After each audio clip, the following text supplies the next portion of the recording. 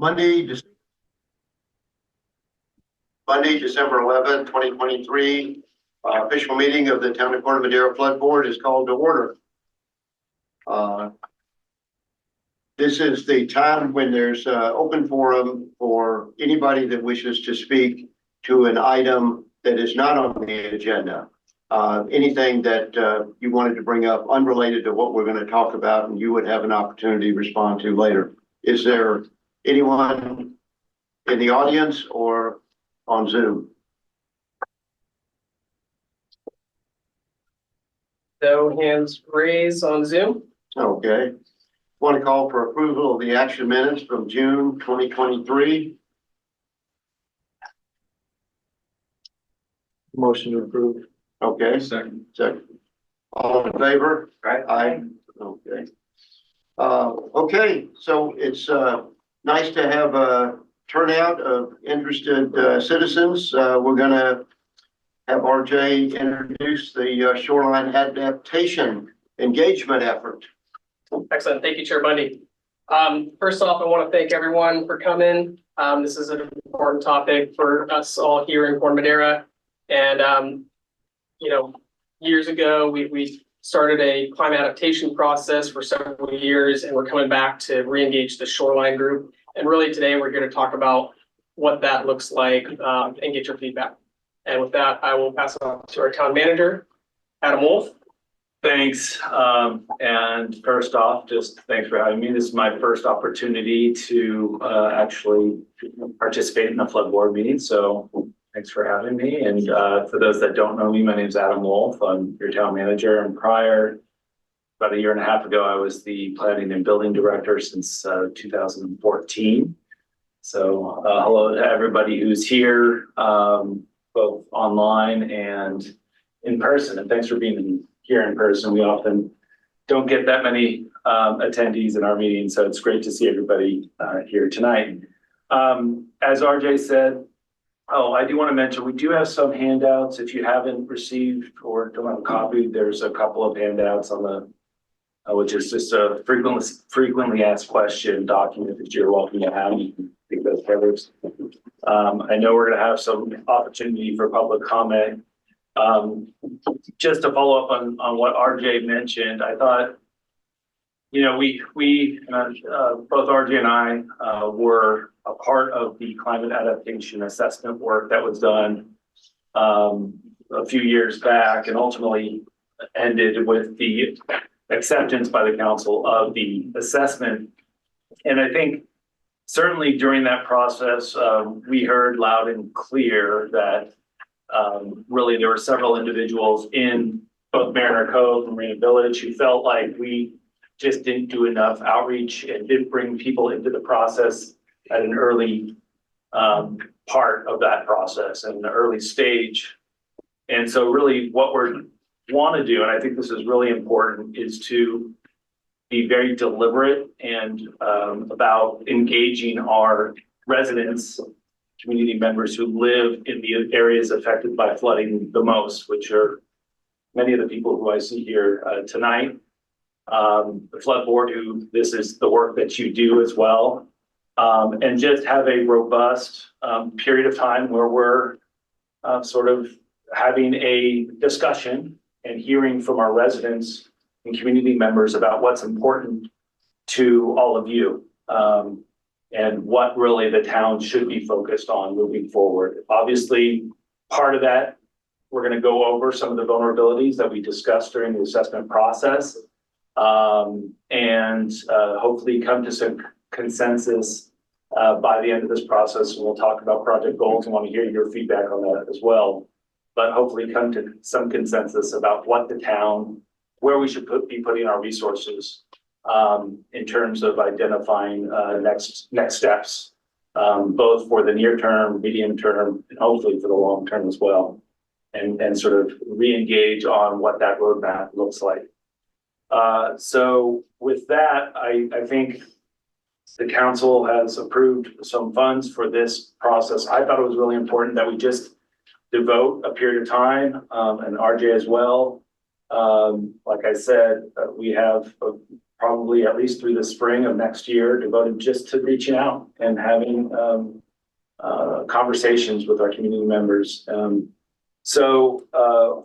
We have some new members to our team that I'd like to introduce tonight, who you'll be hearing from. Starting to my left, I'm going to start with Amy Lyle, who's our Community Development Director. She started only in the end of September, so a new addition, basically taking on the work that I previously did for the town for about 9 years. Extremely happy to have Amy with us. And she most recently was working for the city of Santa Rosa and their long-term policy, long-term planning division. Also Phoebe Golden, who was not a member of our staff either at the time of the climate adaptation assessment, but has been hired to fill as our first ever climate action and adaptation coordinator. And so really brought on to the town's team with not only with climate adaptation in mind, also climate action. Phoebe staffs our climate action committee. I think we see a member of our committee in the audience here tonight. Our chair over there, is that Dave? Phoebe's going to be a point person in this effort as well, just to, you'll hear from her a little bit later, but we'll be available to engage with our community members through this process. And in addition, we brought on Plan to Place as our public engagement consultants. This is the same group that we worked with, that I worked very closely with in our housing element.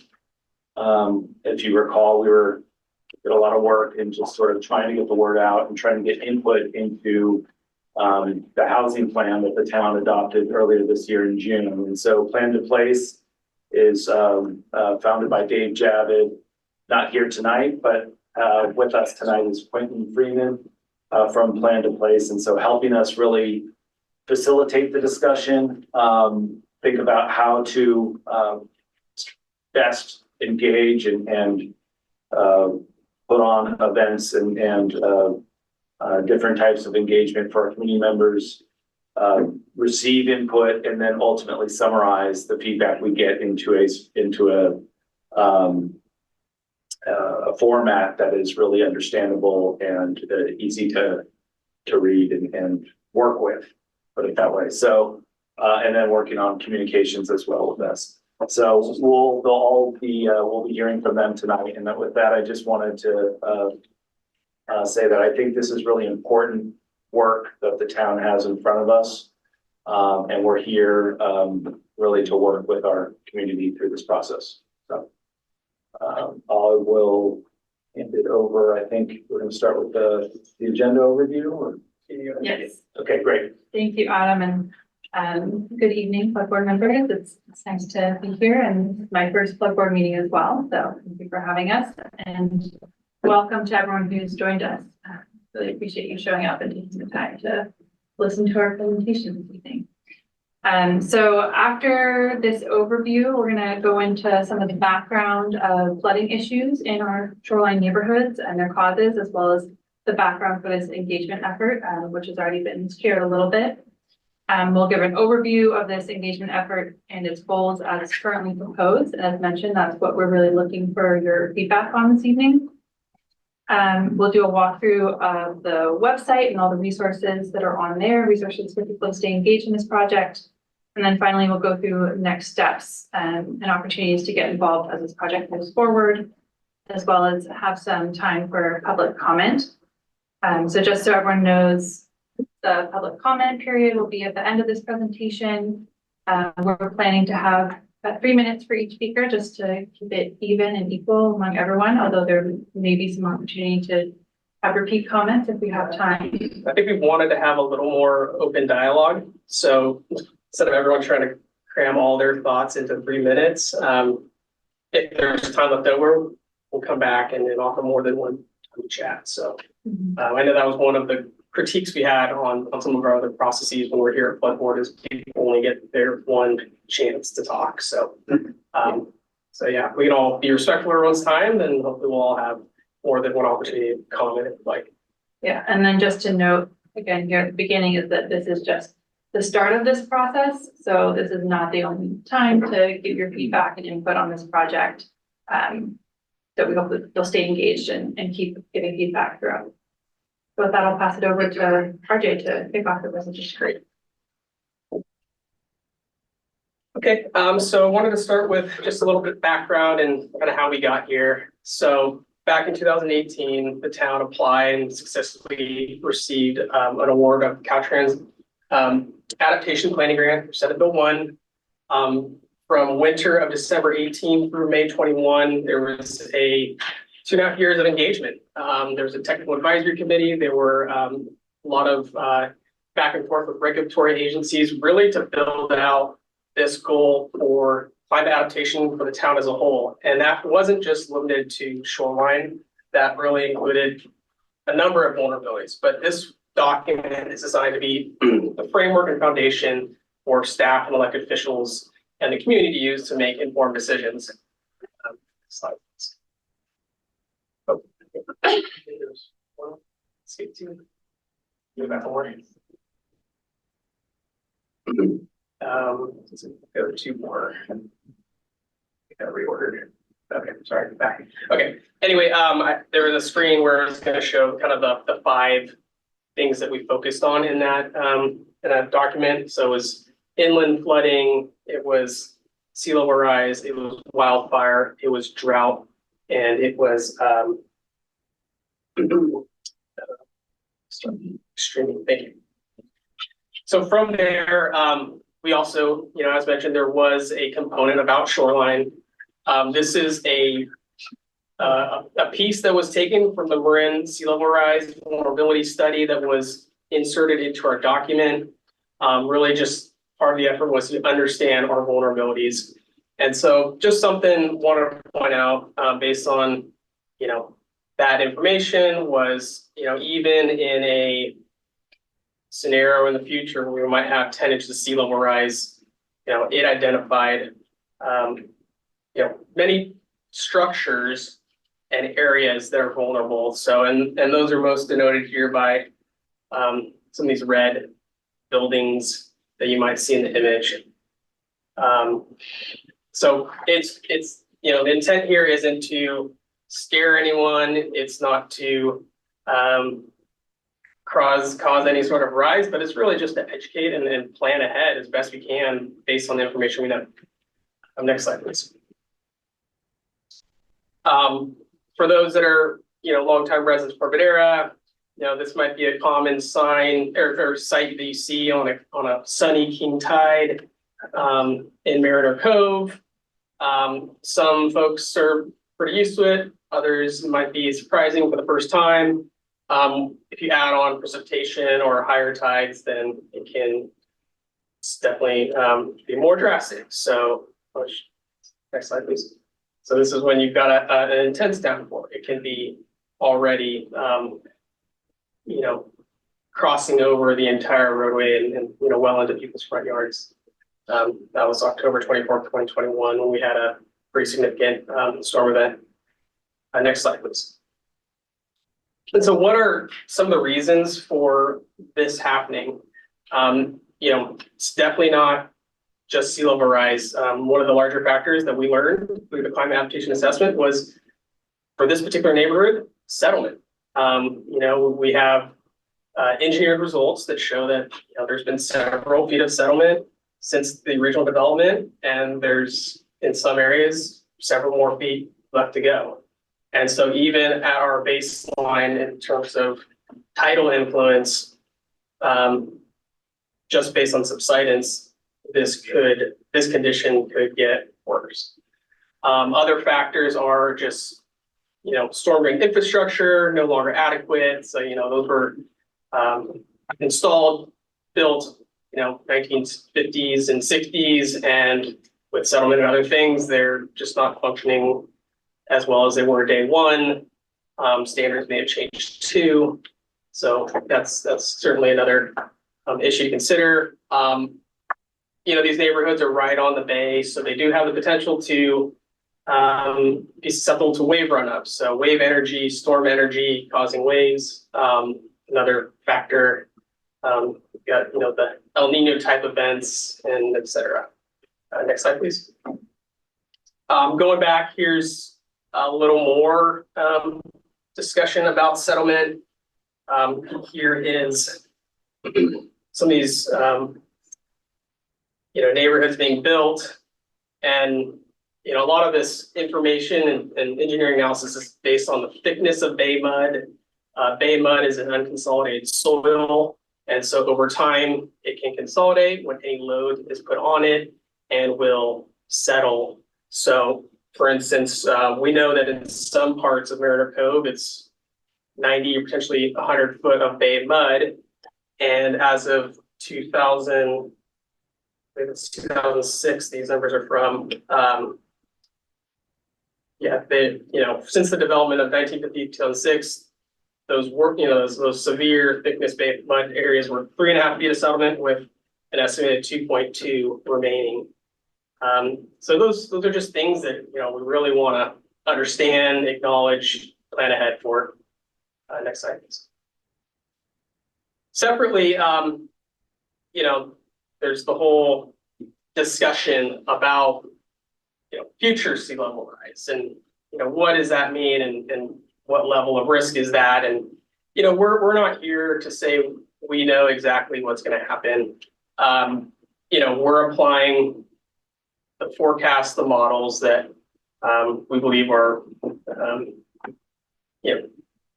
brought to us by the state and other credible sources. So as of now, this is the most up-to-date information. However, we do think that the state is in the process of updating it and potentially reducing their forecasts. So just something as we move forward, we have to be fluid, we have to be adaptable, but nonetheless, I think any of the future scenarios will show some level of sea level rise that we got to account for one way or another.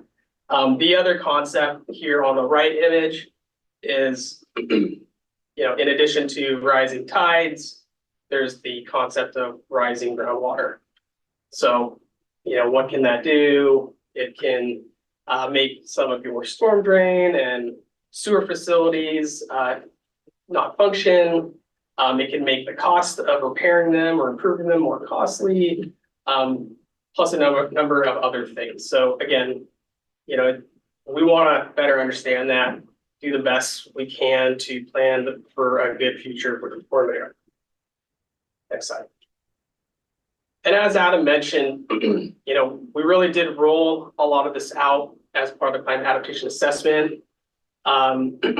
Most of what we're going to spend our time on in the next 6 months or so, most of it's going to be stuff that I think was at least touched on in that phase, but we want to make sure everyone really understands what's going on, has a chance to provide feedback. We want what the community wants. If we're not here to push any agenda. We just want to provide, the best service we can to our community.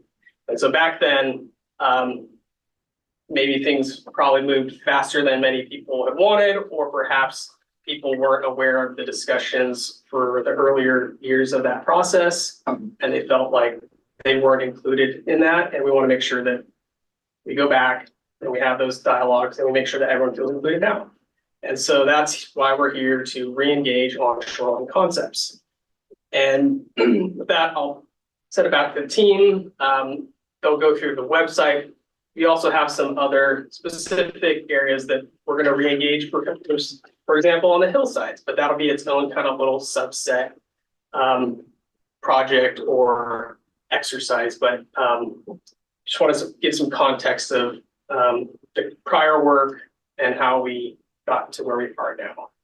So with that, I will pass it back. Thank you, RJ. Good evening, Chair Bundy, members of the board. I'm really happy to be here with you tonight, be working on this project, and appreciate the conversations I've had with some of you already. So I'm going to talk a little bit about our engagement goals and goals for this project. Following up on what RJ said, this is really coming from the 2021 climate adaptation assessment. And although there was a lot within that document and a lot of different priorities around the town, this was prioritized. So the shoreline neighborhoods and this specific effort is the priority at the moment. So this is an effort that's really an engagement effort. So I just want to reiterate that there's no project associated with this. The end result is really what we hope to be a vision, a combined vision that will confirm with the council. But this is really an opportunity to share ideas, information. As RJ said, the science is constantly changing. So we're learning from you all as much as you're getting that information as well. So I'll be going over the area of focus and then also just the schedule, a little bit of a preview on that.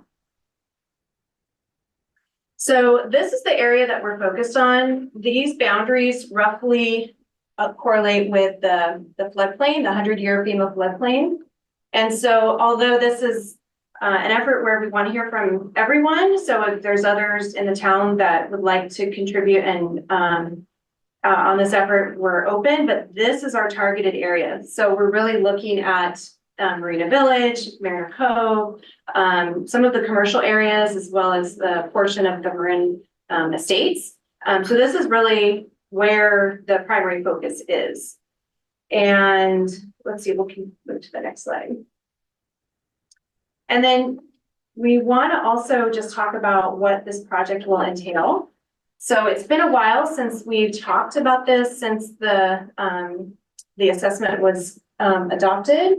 And so really the last few months we've been engaged with talking with individual stakeholders, working on the website and a lot of the materials that you'll be seeing. So tonight is really a launch of the public facing portion of this project. So we can really start doing some different types of engagement efforts. And Phoebe's going to talk about that a little bit later about what's upcoming on our schedule and getting your feedback on other ways that we can get deeper into the community.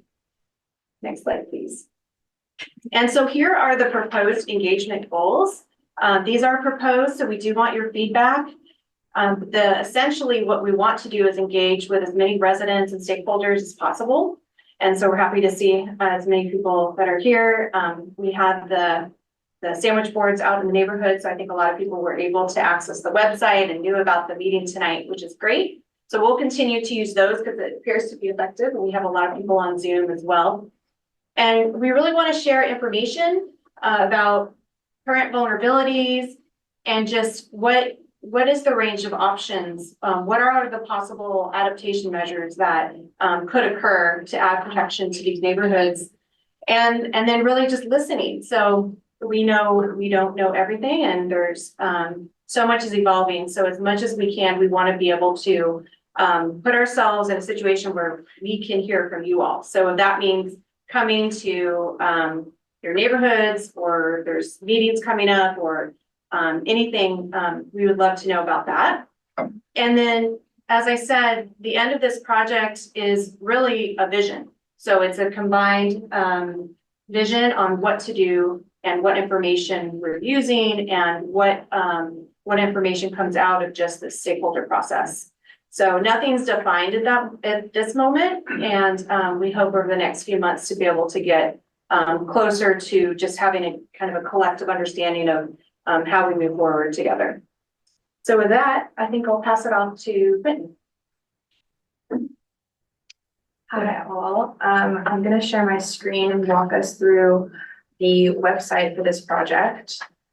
As Adam said, my name is Quentin. I'm here representing Plant Place, who is the consultant really here just to support the community engagement and communication side of this project. So just to introduce everyone to the materials that we have been developing, this is the landing page for the shoreline adaptation engagement effort. This starts with just an introduction of the project, has a slideshow of some existing flooding we've seen. There will always be a tab to the left that shows the upcoming events and ways you can get involved. It describes the project goals and the engagement timeline that was just shown. A key part of this page is the frequently asked questions. I'm not going to go through all of these right now. They are summarized in the FAQ document that you have handed out right here. And these will stay updated throughout the project as new relevant information might be useful. There are also resources relevant to the adaptation effort, engagement effort at the bottom of the page, including the shoreline chapter of the adaptation assessment and other relevant materials from the town. You can also visit the Get Involved tab, which will always have and be updated with a calendar of upcoming events such as this one, or the virtual office hours on Friday that the town is hosting to talk more about this project.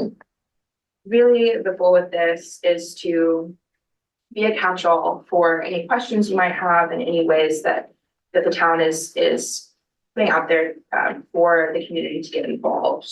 You can join the mailing list if you want to stay up to date. And that's an overview of kind of this project side of things.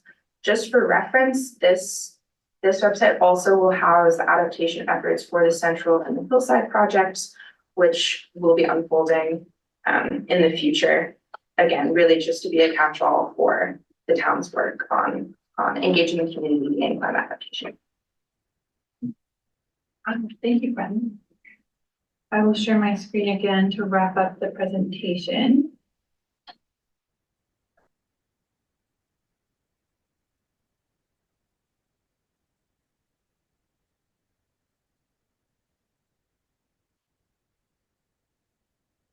All right, so in terms of next steps for this project, as Amy mentioned, we've been having small stakeholder conversations for the past couple of months as we develop the materials for this project. And what we've heard in those conversations so far is that small face-to-face informal conversations are really important for having this dialogue. So as we continue, we're planning to focus on outreach opportunities like pop-ups, like office hours, in places that are convenient to the community to allow for these informal discussions. So as a start, as Quentin mentioned, staff will be hosting an office hours on Zoom this Friday at noon, which is really to provide some additional time for community members to come and ask questions about the project, provide comments, give feedback, and really just have a conversation about this effort. We're also planning to hold a pop-up or a neighborhood walkthrough sometime in January, time for the king tide, to observe flooding impacts and have a discussion about them with residents. But we don't have a lot of specifics on what those events next year will look like. And that's because we really want to hear from you all tonight about what we should be doing and how we can best meet the community where they are. So we will be taking the input that we hear this evening and at the office hours on Friday to refine our next steps and launch a set of engagement opportunities early next year. We do plan to send out a survey to all stakeholders in that engagement area that was shown toward the end of this effort to give everyone an opportunity to weigh in, but we'll also be collecting the feedback from these events as we go through this process and bringing all of that back to the flood board at some point, as well as to town council to guide the next steps. Just one quick note, just to be clear, pop-up is an event where the town pops up at a place where the community already spends a lot of time. So maybe Nugget Market, or in this case, maybe somewhere in one of these affected neighborhoods, and really hosts informal conversations with communities where they already are, really trying to make it as accessible for residents as possible, just so everyone knows that lingo. Thank you for clarifying that, Quentin. Yes, so that's an in-person event out in the community. So that's all we have for this presentation this evening. And again, the office hours will be this Friday at noon on Zoom. And you can check out our website that Quentin showed earlier. The link is on the screen, as well as that's where the QR code on the screen goes. And there you can find more information about the office hours, as well as we'll be announcing upcoming events as we post them on the website. And you can also sign up for our mailing list there, and then we'll send you email updates when we schedule a new event. So again, what we're looking for this evening is your feedback on these engagement plans and goals, and whether you have any ideas or suggestions as we move this project forward. I'll stop there.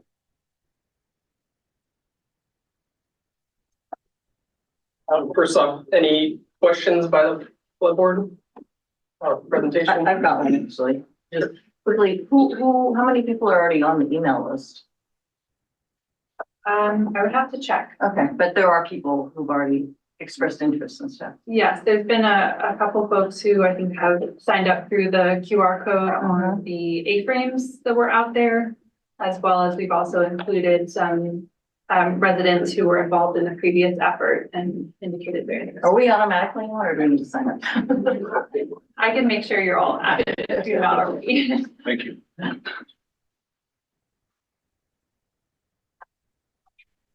Quick question, could you go, permission? Yeah. Sure. The slide with the reports and the cover pages, there was one that says phase 1, phase 2, can you remind me what those 2 phases were? I believe that was the flood control studies from 2007. So those are prior documents. Okay. That just have information and data about our flood drain infrastructure and vulnerabilities. Anything? Wait for Public first? No, he would want comments from us first, and then we're gonna open. I up think to just the public. questions, open to the public, and then obviously want to get your overall thoughts and what work. Thank you. Yeah, no, the only comment I would make is that, as a member of the flood board, I'm always, willing to, meet with any citizen to hear their concerns and then find a way to pass that on and keep that information in the loop. And from the standpoint of, priorities, I do think the area along Golden Hind passage that currently floods on a regular basis with high tides that would be the ultra key group to focus in on to make sure that they're all engaged in that. I want to open it up for the public. You have 3 minutes. We'll work with that. You need to go to the mic. They need to go to the microphone now. No, so we have what's called the owl in the middle here, so it will capture your audio from wherever you're. So we would just ask them to stand at the podium and identify themselves. I think we do even hands raised. Okay, could you identify yourself and? speak I'm up? Norma Axton. I live at 6 Harbor Drive. I'm on the corner of Harbor and Echo. I moved in 1962 and I've been flooded 3 times. The first time was in 1982 or 3, where they evacuated everybody. The water got actually into my house at that time. Since then, the other 2, because I've done some work around the house and in the yards and things, was only actually in my garage, but I lost my appliances and things that were there. So, What year was that? I don't, you know, 1 year runs into the other. So I'm really very concerned. I'm very happy so far that with some of the storms and things we've had, which I could have been flooded, apparently the town has really done quite a good job getting rid of some of this water. I would stand at my window, watch if the water came around Paradise Drive and came down Harbor, I knew I was underwater. And so blood pressure goes up. Anyway, so one of the main concerns I also have if we get flooded is what I can expect from the town as far as the police and fire department, etc. Because I had the experience of young people, they don't know. They've got these 4-wheel drive things and they come down the street, they think it's fun, but what they don't realize is they wash out our foundations. I have several places in my foundation that have been weakened. And I think that had a lot to do with it. I couldn't get any help until I said, I will take matter into my own hands. Then the police decided they better come out and block off the street. So there's little things, and I'm really happy to come in and talk to anybody, or I Zoom I cannot do, it just doesn't, I can't do it. And so, but person on person, I know David. And I'm more than happy. And I definitely want to be on whatever information you want. So, Well, but if you need information about what goes on in Marina Village, that's where I might be helpful. okay. So keeping it informal and working with RJ on it, I will point out that there's a difference between the flood protection in Marina Village, which is primarily the levees that are protecting you. Also the levee behind Harbor. Now you're on the creek side. No, I'm across the street Across the street. from the berms, Yeah. those berms, and they've not, that whole area has not been dredged in years. Well, Yeah. the dredging is probably environmentally beyond anything that's going to be done and would not necessarily help with flooding, as RJ will tell us. But the RJ may want to talk about the corrective measures that prevented those floods that we experienced in 82, 83, which I was familiar with from recurring with the Madera del Presidio pump station and the reorienting of the floodwaters that go through there. Do you want to address that? I'll just touch on some of the concerns. I mean, there's enough modeling information out there, whether it be, the county silverized vulnerability assessment, the work we've done, and many others, showing that, we do have vulnerabilities. And so we should look at in more detail some of these areas in specifically Marina Village or we'll try to establish that priority. The good news is we haven't had an event that has caused a breach of Marina Village levee. But we did obtain some recent targeted survey data that showed, before we did some maintenance measures that, some of those spots are right around 8.3 feet. So that's not a whole lot of protection compared to king tides that are 7 foot or even 7.2. And so again, we're here because we don't want to hide from the problem. We want to identify it, work collaboratively, home solutions, and do something about it if that is what the community wants. So that's certainly an effort we should explore if we want to put resources on the table. Well, the other item that you had on the agenda about the sandbank that you did put on the Marina Village levee at that low spot, I think David also thought that was a very good thing to have done and very timely thing to have done to add to the existing protection. And I think as RJ is saying, we need to look at long-term plans for how high these levees should be and how they would be reinforced and what we do to continue to protect Marina Village. There was another question. Dave Johnson. Dave Johnson from 94 Golden Pine. Not so much, well, first of all, just tons of gratitude for the town in putting together this dialogue. It's been a quiet topic for too long, and it's great to have this brought back. I really appreciated RJ's response, but some people understand what 7.3 feet means, and others in the past have been confused about what that means. So I think that in our discussions, it would be great if it could be on the website, an explanation of what a 6.6 is and a 7.3 is and an 8.0, because when you talk about 8 feet of tide, some people get confused about what that means. So I would suggest that. Good point. I would agree that that's the basis for any conversation we're going to have, is that everybody's talking about the same thing. And if you go to NOAA's website for a tide gauge, you can choose from about 10 different datums. And one of them is an old one, one's a new one, one's sea level. So 8 feet means something different depending on which one you choose.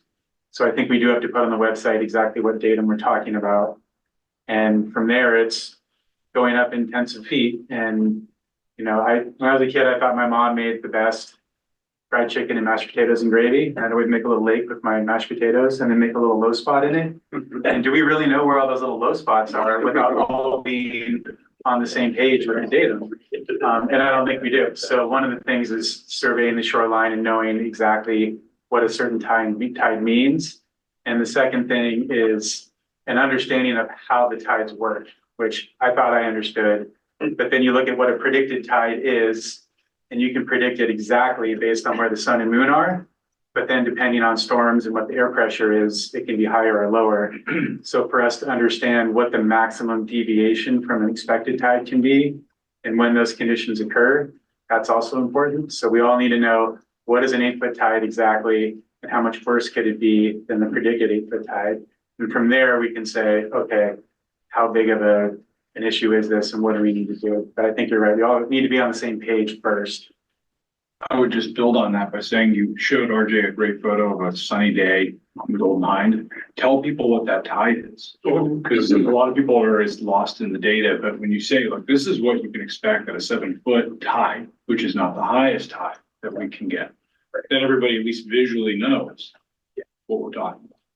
Yeah, and one of the things, someone mentioned, one of the events we want to target is we do have a couple opportunities for a king tide observation, January 10th, 11th, and 12th.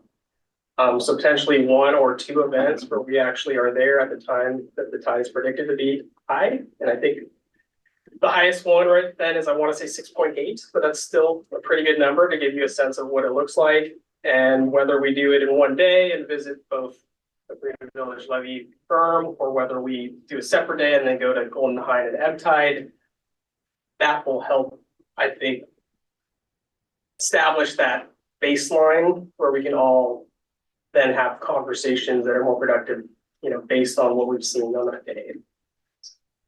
And I think to Nathan's point, though, those are expected high tides, and they may actually, those days, it may change depending on the weather patterns and the pressures and the winds and things like that. And I think I've heard that the actual real tide levels get reported out sort of after the event as well. Right. And the tide gauges publish all that. So I've downloaded them from the Richmond gauge from some of the big storms we had in the 90s and plotted the expected tides and then the actuals and then subtracted the two. So you could see what the difference was. And again, we get tides that are 2.5 feet higher than expected tides. So it says 6.8, but it could be 8.3 if it's a big storm. So the difference between an expected and an actual in a low pressure storm can be pretty large. Chair Bundy, can I double dip? Yeah. There's a lot of data out there, and I think as this process goes on, some people are gonna get curious about their own property. So understanding what the FEMA report measurements are, that I think we've all received it. Those of us who are in flood prone areas have received mailings that give us FEMA data as far as what our property elevation is relative to something else. And years ago, there was a survey of thresholds of homes in the neighborhood as well. And I think that has a datum. And I think that data is out there at the county level, if not at the town level. But I think it'd be good to, sorry to harp on this, but people are gonna get curious. And what do those elevations mean to the elevations that the committee and the town are talking about? RJ, is it possible that some of the threshold elevations for homes in Mariner Cove, Marina Village, or particularly Mariner Cove, the ones that have had the survey shot for purposes of raising the home, if that's public information? I'm sure we have elevation that is publicly available. Part of the building. Specifically the private ones, I can't tell you the answer off the top of my head. I would be willing to offer my home. We're right at the storm drain pump station. But yeah. We have a couple survey spots from a recent survey. Anyone who recently raised their home out of the floodplain, they would have had to follow our policy, which is base flood elevation 10.0 NAVD 88 plus 1 foot. So 11 foot elevation NAVD 88. So if your neighbor did it, they should know, they should have a certificate of what it was, standby surveyor. So then you can talk to them and see where you stack up. I don't know if we have any more public comments in here. We have a couple online I want to get to, but Scott Shell, Golden Hind Passage on the water. We moved into our house because we had this beautiful view of the water, and it's Marin, it's beautiful. That's, we love that. And we were really worried last time that we might lose that when we saw images of seawalls or berms or whatever. And so that's our big concern, and it's, really big for us because that's what we do. We just sit there and stare, right? So we're pretty boring people. We don't get flooding. A number of folks along the bay there have either brought in some fill or something and raised their rear yards up a little bit, on the, I don't know, 12 or 18 inches or something. And that seems to have stopped the flooding from what I can see kayaking around. For us, we would much prefer an incremental approach like that and retain that view than a large engineering approach that might solve it for 50 years, but block our view day one. And so kind of coming up incrementally to solve that flooding in the backyard. My sense is that if you can solve that there, a lot of the street flooding is a separate issue. And you could still get that flooding. I mean, as I understand, it's coming through the storm drains, percolating up into the roadways. And having a berm out there wouldn't solve that unless you redid the stormwater infrastructure, which you could still do with a low rise that would still preserve our views. So, I'm kind of looking for a low impact way that sort of, I worked for Climate Works Foundation. I spent a lot of time working on this issue.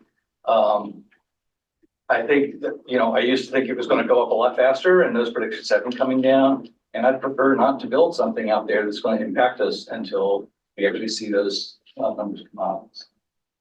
and I think that's a great comment, fair comment, and definitely good feedback. I think if there's one lessons learned that I will be first to say from our prior work was, I think giving a lot more time and thought to the phased approach concept.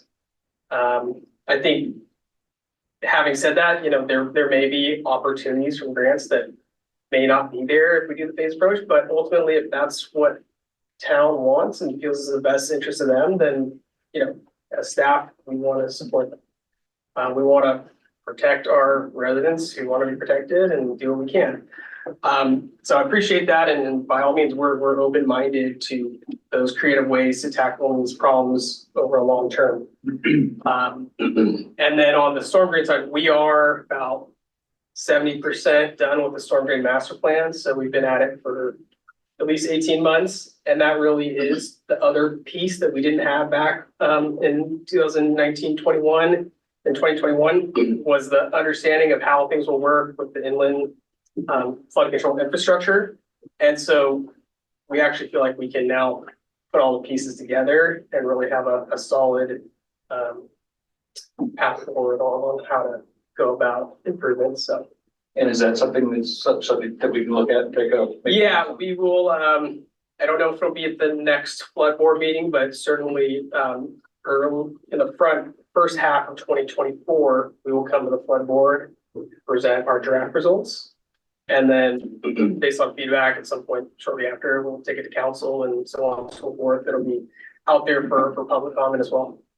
Yeah. And just FYI, there was some chatter in the neighborhood about, oh yeah, Caltrans is paying for this to protect their freeway. And it's not really about protecting our homes. So yeah, that was comments I heard. Sure. Absolutely. Yeah.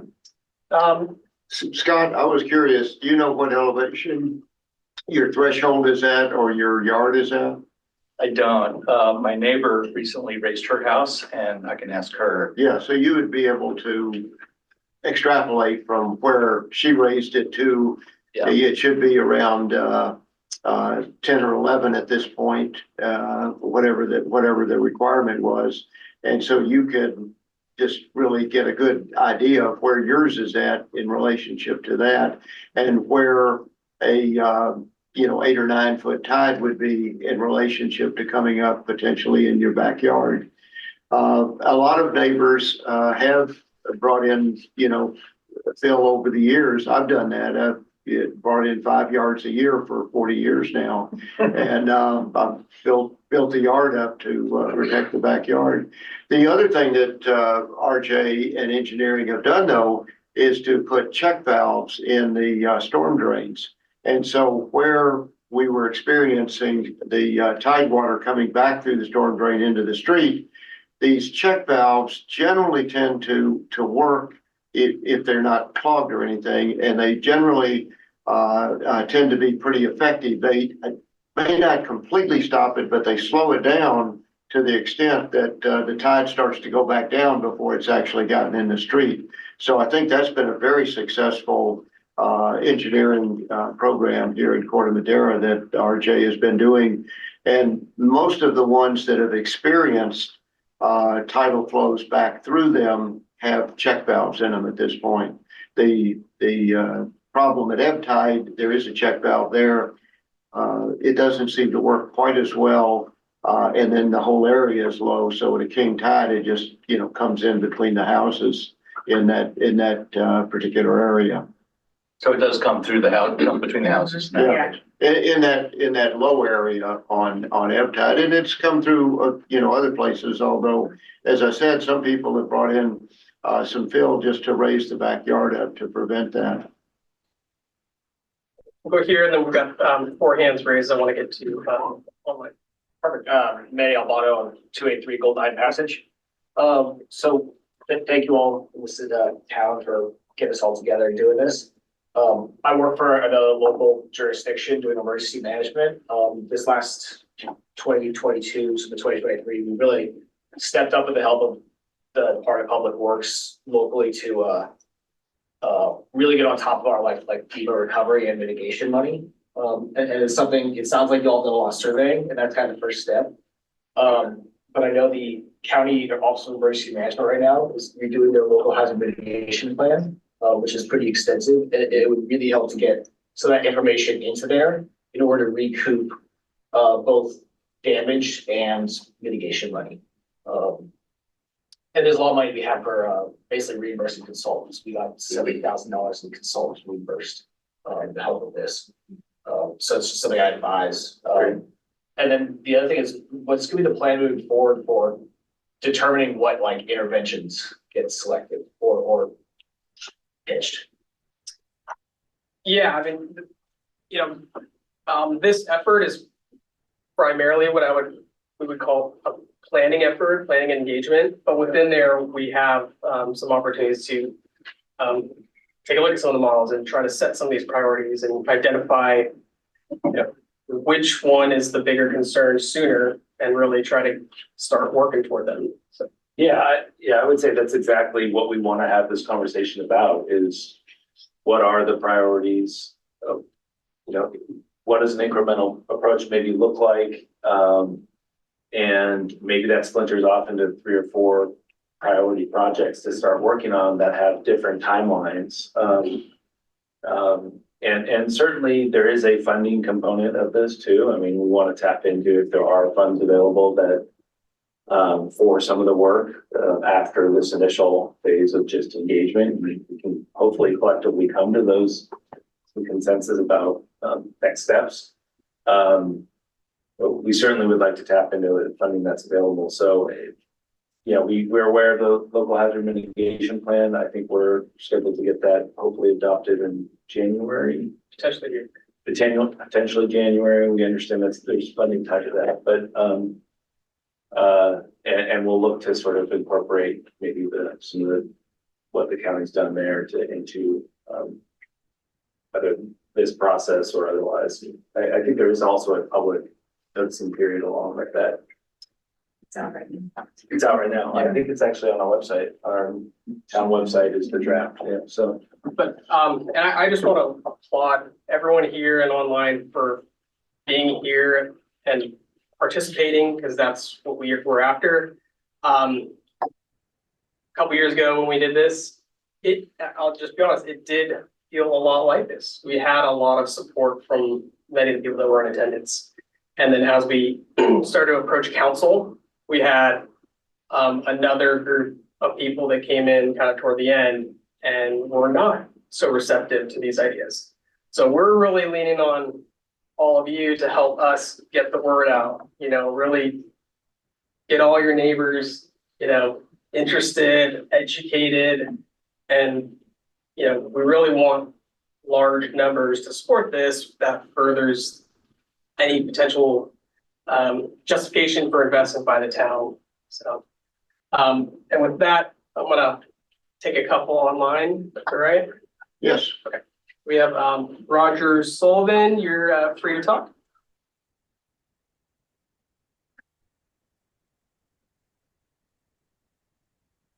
Hi, Roger. You may be on mute. Hello, can you hear me? Yes. Okay. Thanks for your outreach. Appreciate it. I have a couple of comments I'd like to make, but I'm feeling a little, I'm not sure I can do it in 3 minutes. The first one is just to point out that a lot of people have been watching this meeting tonight, and what they really want to know is what you plan to do. I mean, we went through this whole cycle a couple of years ago, and those of us who live here are well aware of the issues.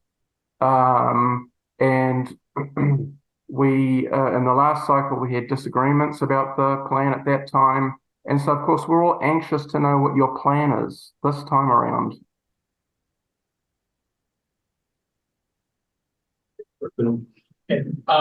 Further comments or is? Yeah, no, I have further comments. Okay. So I'm on Golden Hind Passage. In the last round, I was one of several of the waterfront residents that raised objections to the plan at that time.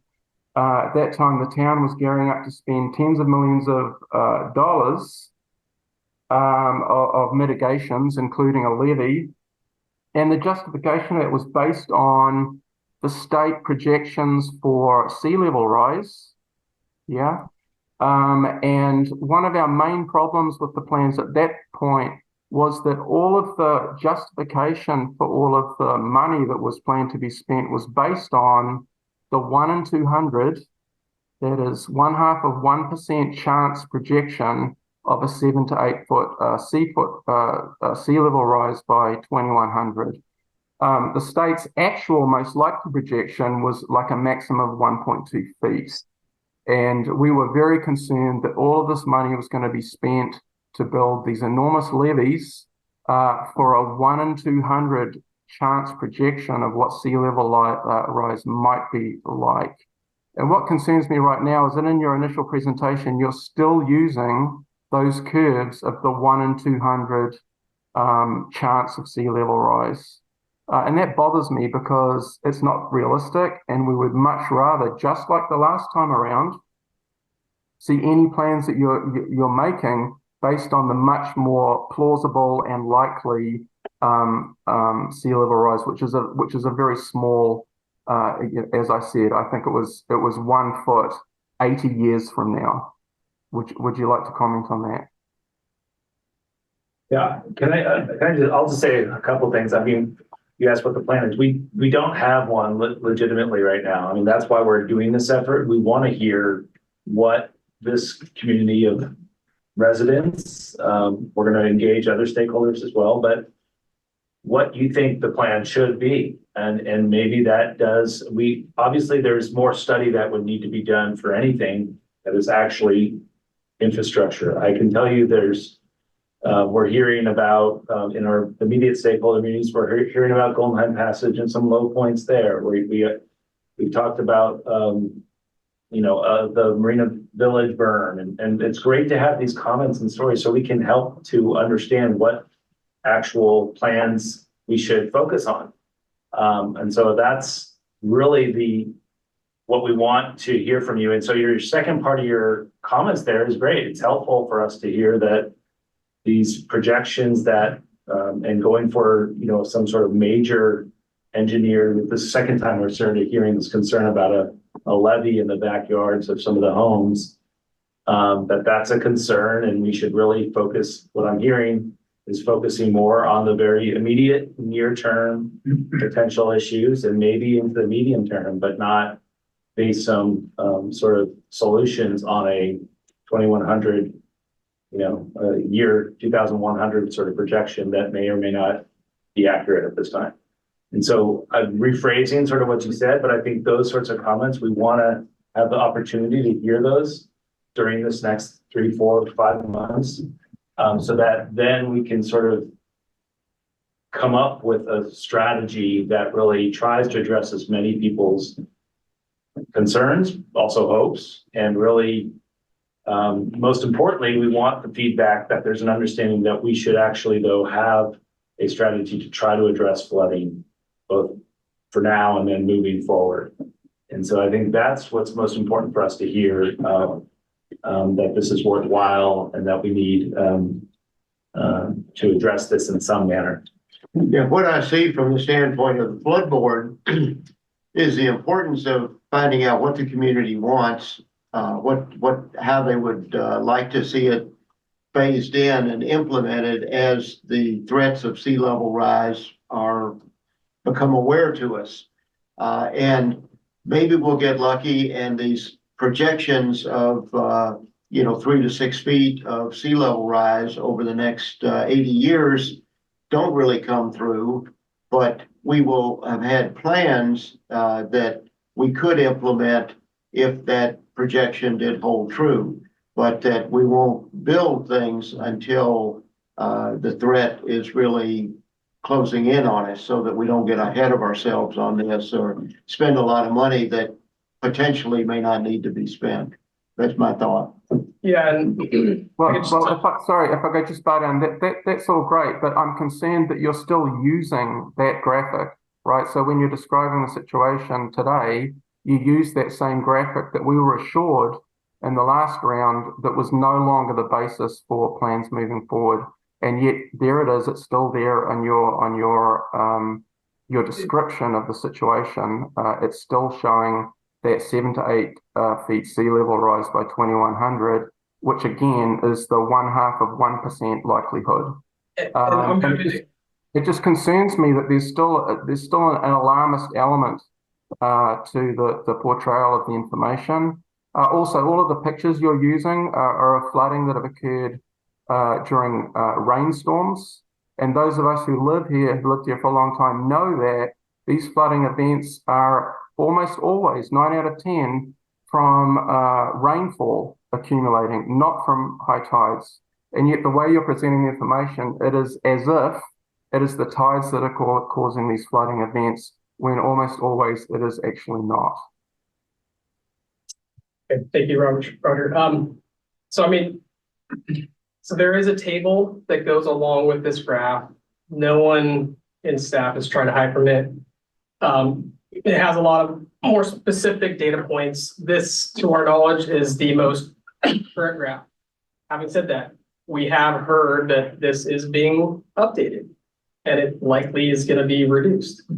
But for us, it's, we can talk about what realistically might be sea level rise in 2100 or 2050, but I think let's just start with, are we accounting for the fact that there will be some sea level rise in the near future that we have to account for? And also mentioned before, subsidence is probably actually going to be the bigger factor for Marina Village and Maricopa, more so than the projection of sea level rise. So we just have to decide as a community, how proactive, how aggressive we want to be in terms of infrastructure improvements. And so when they ask, when Roger asks, what do we plan to do? We tried making assumptions before. I think we really need to hear from the community specifically. If some people say, hey, I'd rather not have a levy and can you find programs that help me raise my house or raise the road? Or I don't know what the answer is, but that's the feedback that helps us present options. And I will say just real quick, I mean, many of these things, it's not, the adaptation assessment had a range of actions that talk, SA2 is about conduct a comprehensive finished floor elevation, of all the houses. So there's a lot of stuff is actually, and that's why I think that document is still very useful. Because it has a range of actions that can be taken. We're looking for priorities. I think there's other things about provide regulatory assistance to property owners through streamlining zoning, lots of things to what we call accommodate in sort of the approach and strategy. There's a accommodation of the water and there's protection of the water. And those are within those two general approaches, there's many different things we could focus on. I will say, based on what Mr. Sullivan's talking about, is the big picture from what we did before on this topic. We've waded, unintended, right back into the same problem we had several years ago, which is we're talking about what the solutions are going to look like, but we don't have the basis for what those solutions are going to be based on. So we touched on that a little bit earlier about like, what is the definition of the datums and what is the definition of elevations? And what Roger's talking about is what is the basis for these curves? And I too am sorry to see these in here again. I'll point out that the title of this slide says projected sea level rise in San Francisco. And that is not the projected sea level rise in San Francisco. It is not 6.9 feet. As Roger said, it's 1.6 feet. So this is totally inaccurate. And so we have the wrong basis for us discussing what our mitigations will be based on. So I think this is the right document, the sea level rise guidance, but the way it's portrayed here is totally inaccurate. And so this makes it so when we talk about what the mitigation should be, we're not all on the same page. So one of the things we need to do is stop talking about how we're going to solve this or what we're going to build and start talking about what is the basis of our decisions, and understanding that document a little better and having maybe a future engagement over how that document works would help. But the way Roger described this is exactly accurate. That blue curve is what the state of California says there's no chance is going to happen except in a 0.5% chance of sea level rise. So it's inaccurate to call that projected sea level rise. So we're right back where we started 4 years ago. Well, and we're not even saying follow the blue line or the orange line.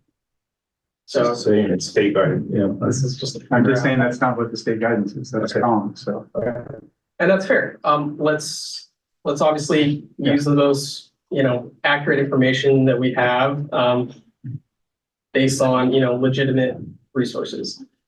You got a comment? Yeah, I just, back to Adam's point, I think that, everybody experiences these events differently. And so I think that what you might experience on one side of Golden Height is different than what we might experience on the other side. And so I think the solutions when we get there, which is still down the path, might be customized for kind of certain geographic locations. So I think we can't throw everything out for every place because every place has some unique challenges. They might be infrastructure, underground, it might be, some kind of a barrier. And so I think we just need to, keep that in mind. And as a board, we have to be for the entire council. We have to be acknowledging everybody's kind of unique situations where they are, right? And that's part of what this engagement, I think, is about. Is if you're on the other side of Golden Height, in the low numbers, what do you experience, right? I'm over in the 300s and I experience something different. And I think we all have to kind of come to a common understanding about, which factors are in play at what time, right? The sunny day king tides sometimes are non-issues. So I think I'd like to second Phoebe's suggestion of doing a pop-up for the king tide in January at the ebb tide pump station. I think, letting people know that the town will be out there observing and that this is the spot to look and see where we're experiencing problems right now. Yeah, I think it would be good also. I mean, I'd be happy to have a group over by Golden Height by the sanitary sewer pump station because it may be a different experience and you have to be very consistent with the time that you do this, right? Yeah. So, And I'm gonna move on to someone online and another caller, but thank you for bringing it up. I mean, this isn't a one size fit all Yeah, approach. no, We no. we want to be thoughtful. We want to be customized. As you mentioned, there are blocks of Golden Hind that are very different than the next block next to it. So although one project maybe is considered shorter term, the other one may be decades later because they are just at different elevations. Yeah. So I'm gonna let Marta speak. Marta, you may speak, please. Please unmute yourself. Good evening. Hi, my name is Marta Di Domizia, and thank you for organizing this and for engaging the community. I really appreciate Roger's comment and I appreciate Nathan's response to it. I think this time around, I would like to see from the get-go the conversation based on accurate data. And so the sea level rise data has been addressed, or at least it has been commented on. I would like to see, if possible, the slide on the settlement, the 2007 data. Is it possible to bring it up? Yeah.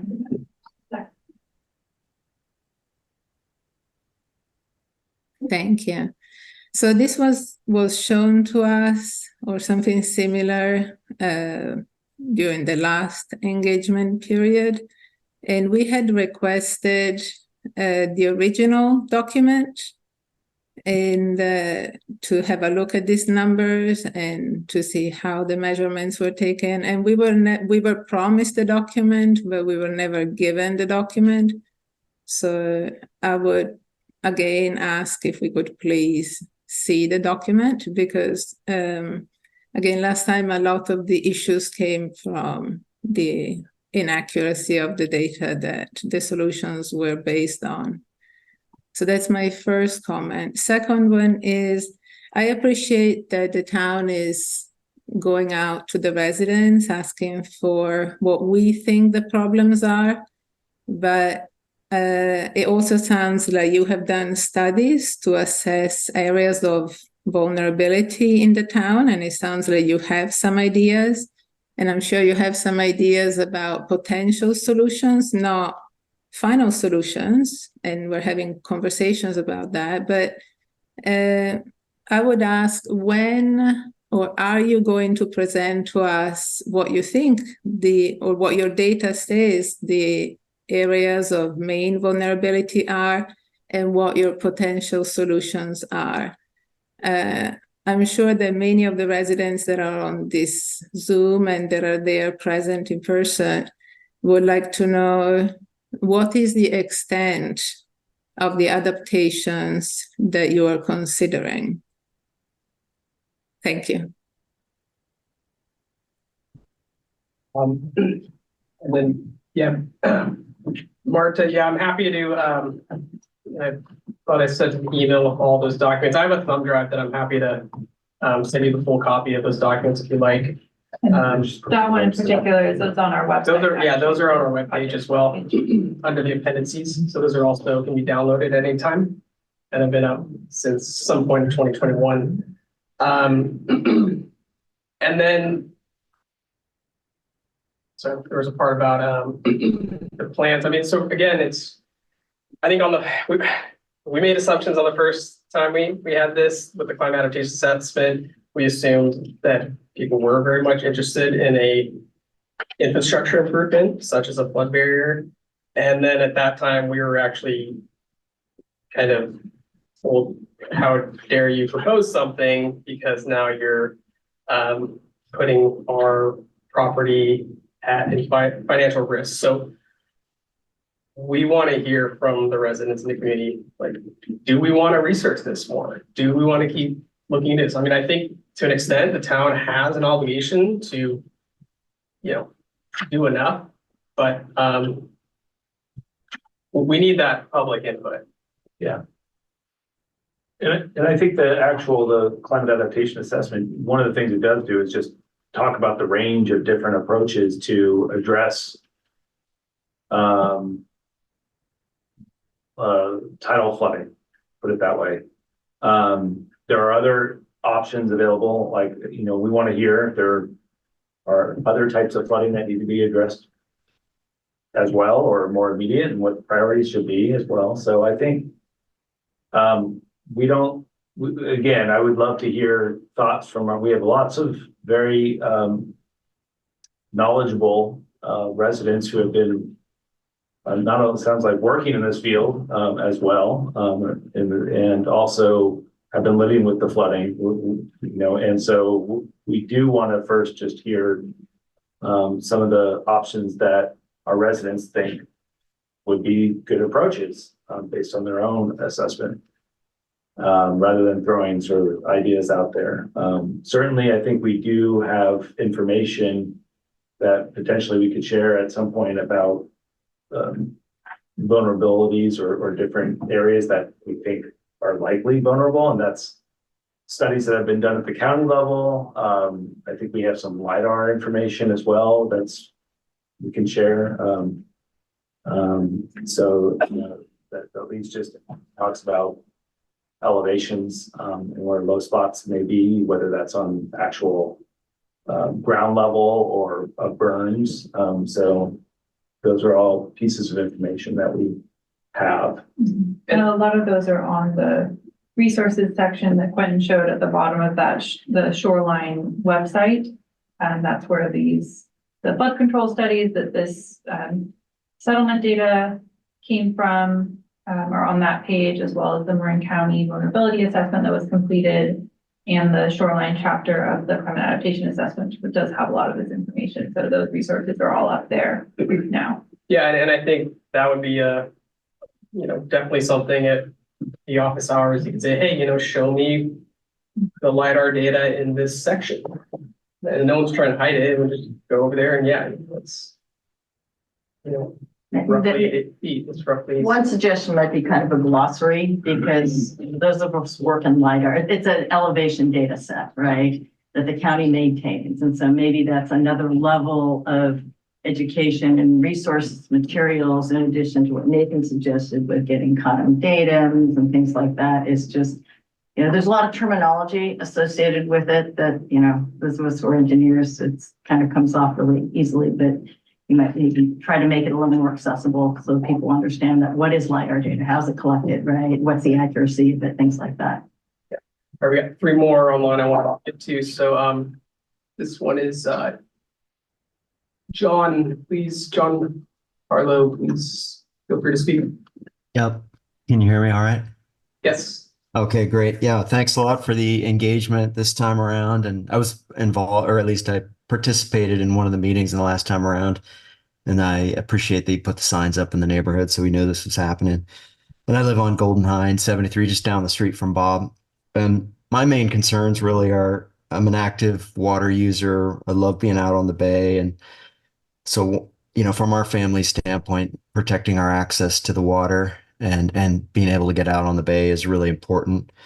And I guess I was concerned last time, and I heard you all talk about sort of the unique uses that everybody has who lives in this neighborhood, depending on where you live, what side of Golden Hine. So that's really one of my main concerns, is that, any solution is tailored to the residents that live in the various parts of this neighborhood and have different uses. And maybe there's an approach that to address sort of immediate problems. Like we've spent a lot of time sort of protecting our yard from flooding, talking to Bob, understanding, putting in check valves, et cetera. Maybe there's an approach in the shorter term around guidance for homeowners, and some of the experts that you have can advise individuals that have certain problems with their yard, or if what they're doing on your, or lack of doing on their property, affects a neighbor. Maybe there's some approach that can be taken to address some of the immediate concerns. Anyways, thanks for taking the time. Thanks, John. I'm going to go to JR. Feel free to speak, JR.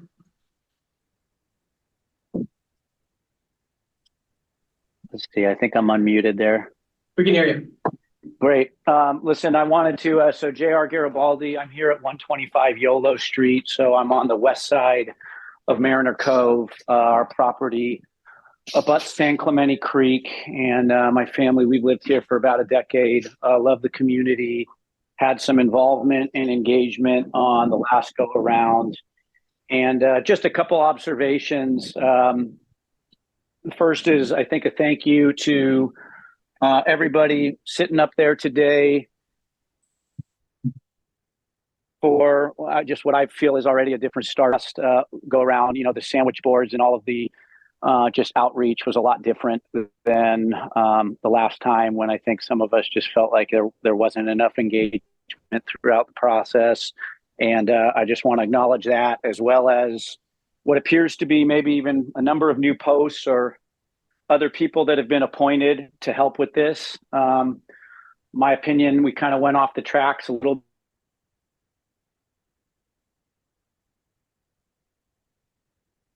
We're off the tracks. JR, are you still there? We can come back. Let's go to, I believe it's. A couple of other observations from the call today and from our involvement last time around. I think that, another caller mentioned it earlier, but being able to pin down the storm drain piece and the infrastructure, which I think there was a whole bunch of consensus on last time around, but not a lot of maybe solutions, is important.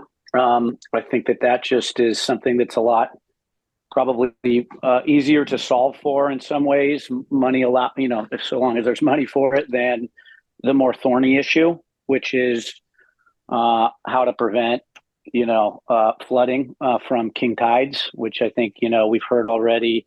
And we kind of went a little sideways last time, given disagreements as to the data, some of the reports kind of use of, worst case type of photos and the like.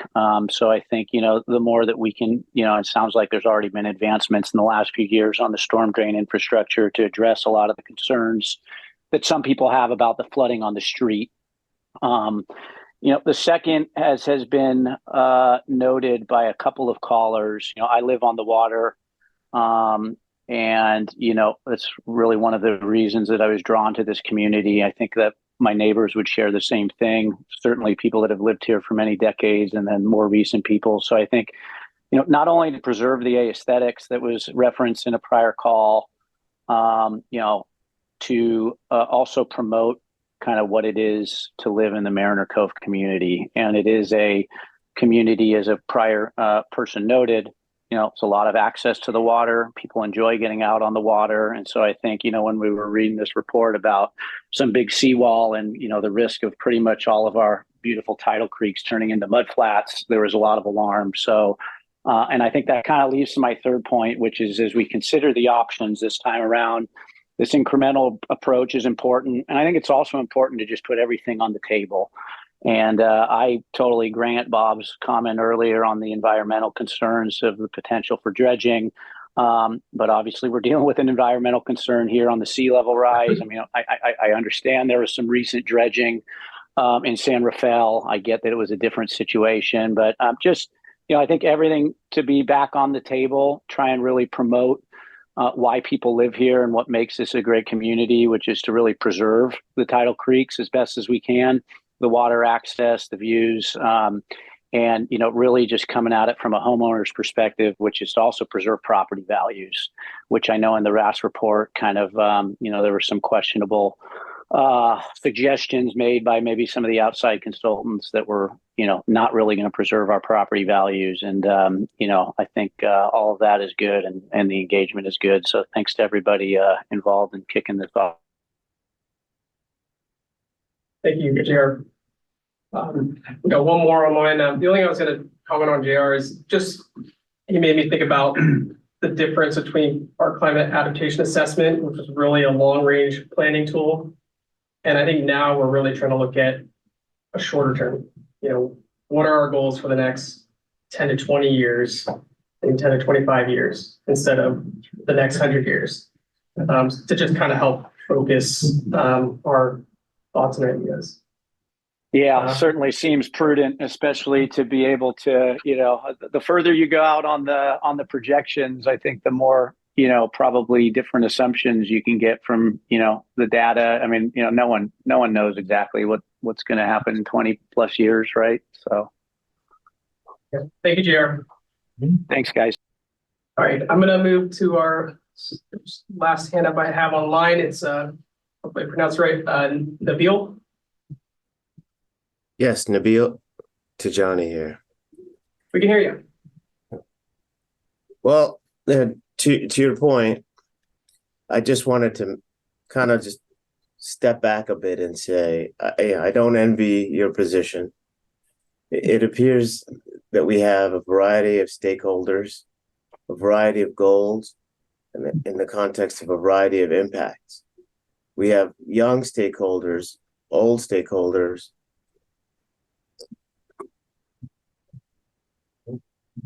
people with no home debt, huge home debt, and then vastly differing timelines to exit the neighborhood. The goals I've heard: views, maintaining property value, safe egress, maintaining water access, avoiding real estate disclosures. We have impacts that include backyard flooding, street flooding, home flooding. So I think there's going to have to be some compromises. And it sounds like people are talking about starting with establishing the facts. The town will probably have to establish some kind of risk tolerance, because there are scenarios which are unlikely, less likely, but which ones do we prepare for, I think, is a big question. And I also wonder if we can consider a strategy to perhaps compensate those affected for the greater good. It seems to me that so far, the people that are most immediately affected by any proposed solution are likely to be the most vocal. But that doesn't necessarily mean that they represent the views of the entire town. And that's all I have to say. Thank you.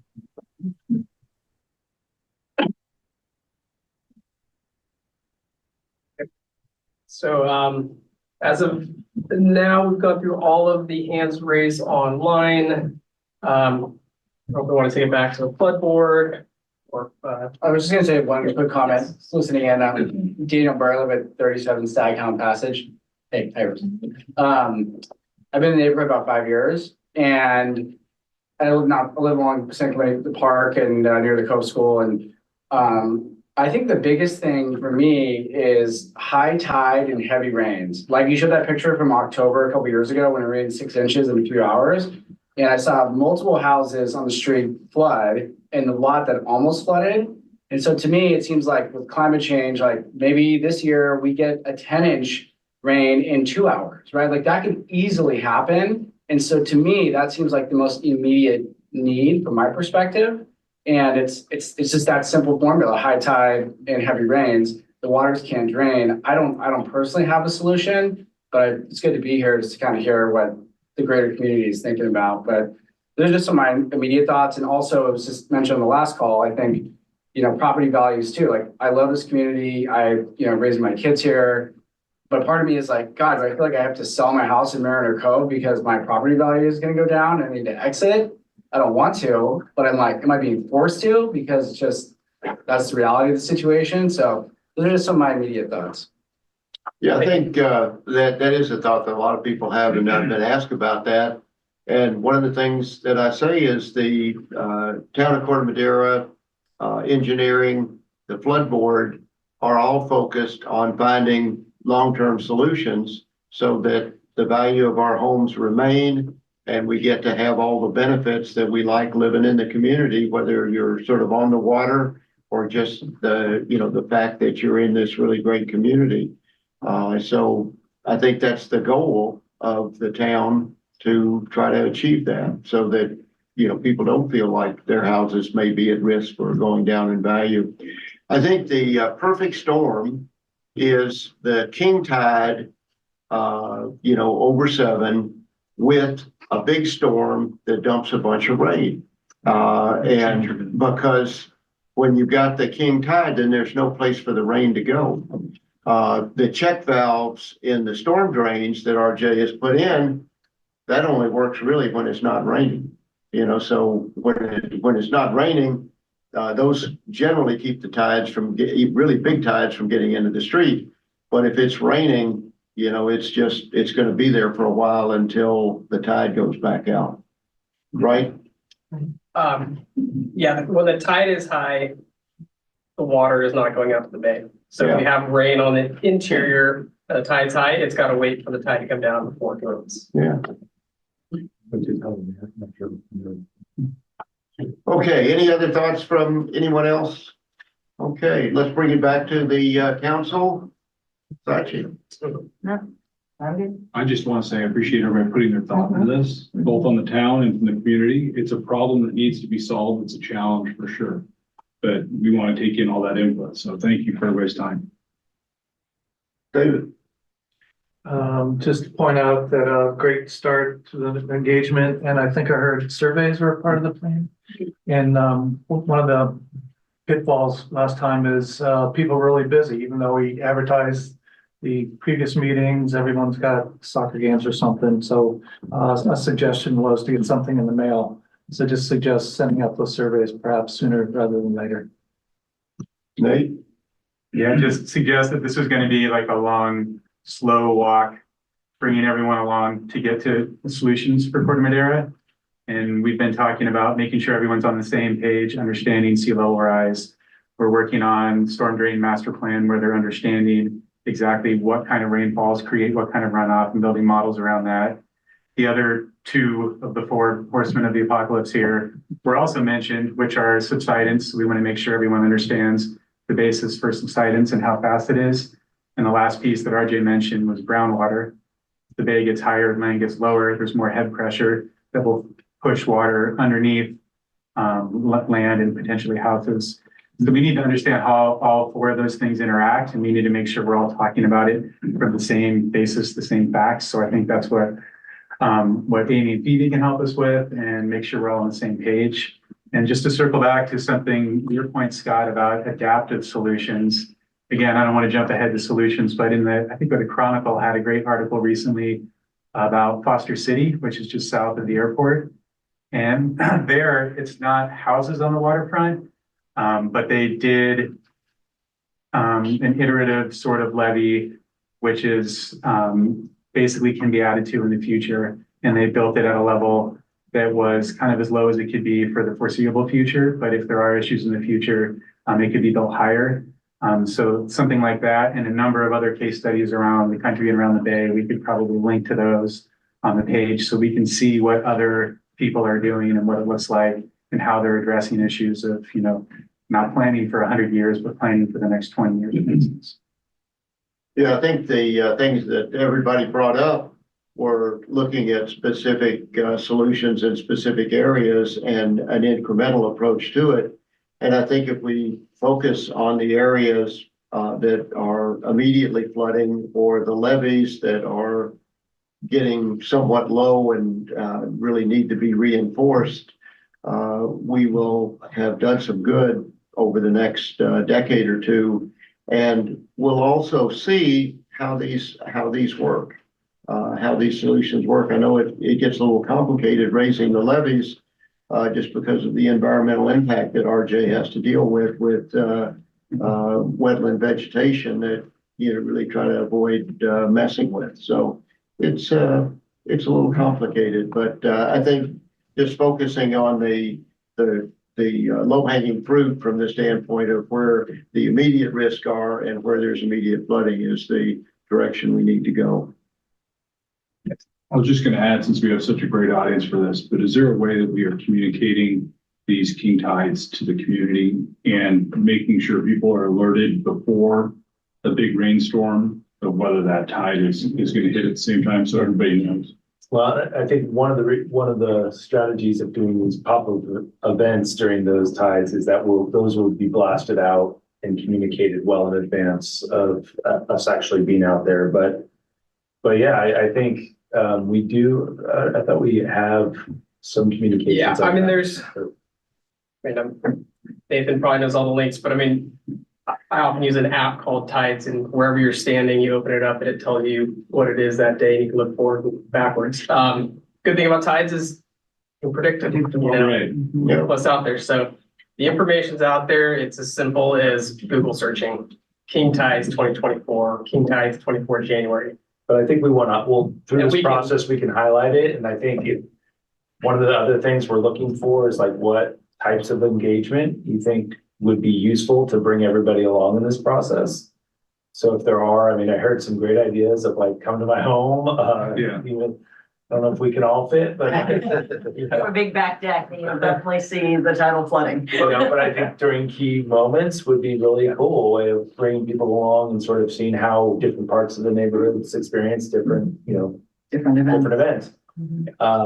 So. And the feedback we received and some of the goals we set up during the climate actors said we have actually been working on it. Small things like determining the actual survey elevation at our pump station, so that when we do meet out there in a month, we can actually correlate the tide to a known survey datum.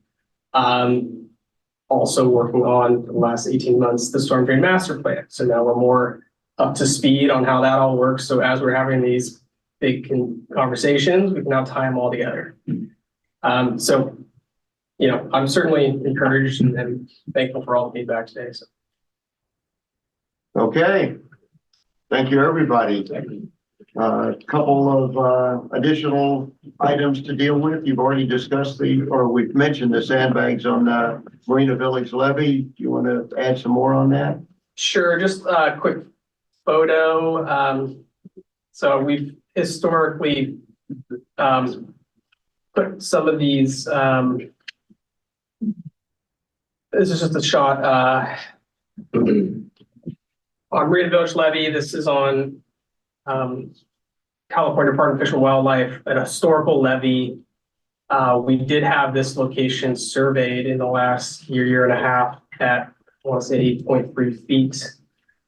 This picture was taken November 28th at 1:10 p.m. at a 6.3 tide. So you can see it's already within a couple feet of the top of the sandbag. So this is certainly an area that we need to give close consideration for possible design project. These are really a temporary measure until we can do something more permanent. So that was one simple update. Any questions on this? What's the life expectancy of those sandbags? We did get the most resilient sandbags available in the area. It's several years. I don't know exactly off the top of my head. Yeah, they look like they'll last a lot longer than the ones we put out before. Any other comments, questions about this item? No. Okay. Thank you. Yeah. So yeah, I appreciate these sandbags. I think I speak for people in Marina Village that it's, tied into the previous conversation, it's protecting property value. And it's not impacting anyone's view. So I think this is a great example of a focused approach. It can be done in short term. However, I don't want my property to be protected by sandbags for a permanent solution. So that's my few thoughts. Thank you. Update on the storm drain master plan? Yeah, just a quick point because I know it's been brought up and there's been an interest given we've been working on it. It's just a quick update on schedule and I touched on a lot of it. So we hired Chapman Wheeler.